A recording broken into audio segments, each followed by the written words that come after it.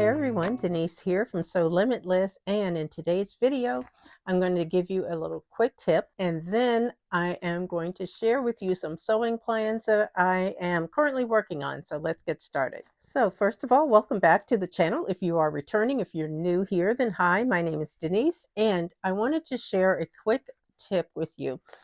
One of the things that I do when I am, say, fabric shopping or shopping for notions, whatever, is I used to do this and I stopped. I copy the back of the pattern envelope. So, this information that's on the back of an envelope here, I copy that and I take that with me to wherever I'm going, whether it's Joann's or someplace else. And this is helpful to have because then I don't have to guess or try to remember how much fabric I need, what notions I might need, if I need a zipper of a particular length or whatever.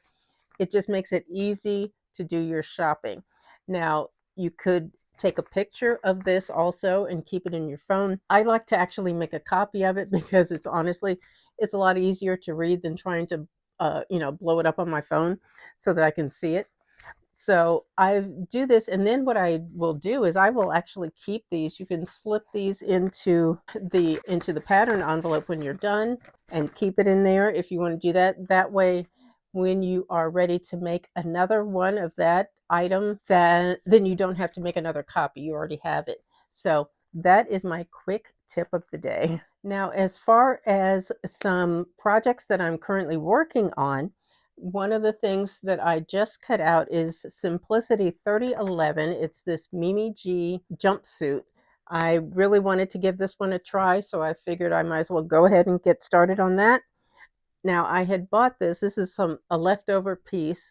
This is a waffle knit, and it's got a bit of texture on it, and it is a bit thin. So I'm lining the bottom half, basically the leg portion of the jumpsuit. So I will let you know how that is going to go. But I did cut out the lining. I'm using, I don't know what it's called. It's used for lingerie.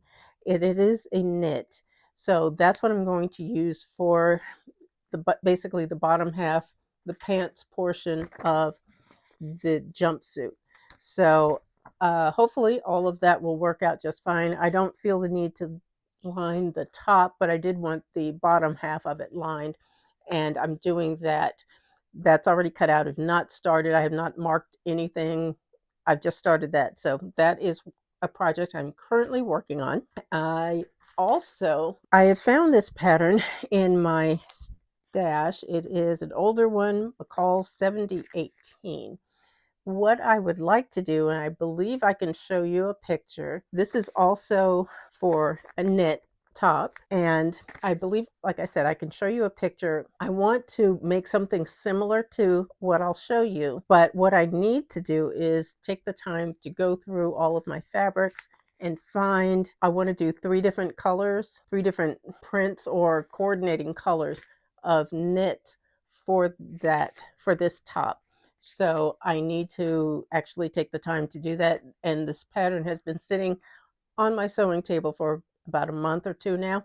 So that is the goal for that one. But those are the things that I'm currently working on. I've straightened up in here and I'm ready to do some sewing. But basically, that is what I am working on. I do also want to make a couple of blazers if I can. I have not really looked for fabric for that. I know I do have some fabrics here that I can use. I also might want to do a shorter, like a cropped type of jacket. That would be another thing I would love to do.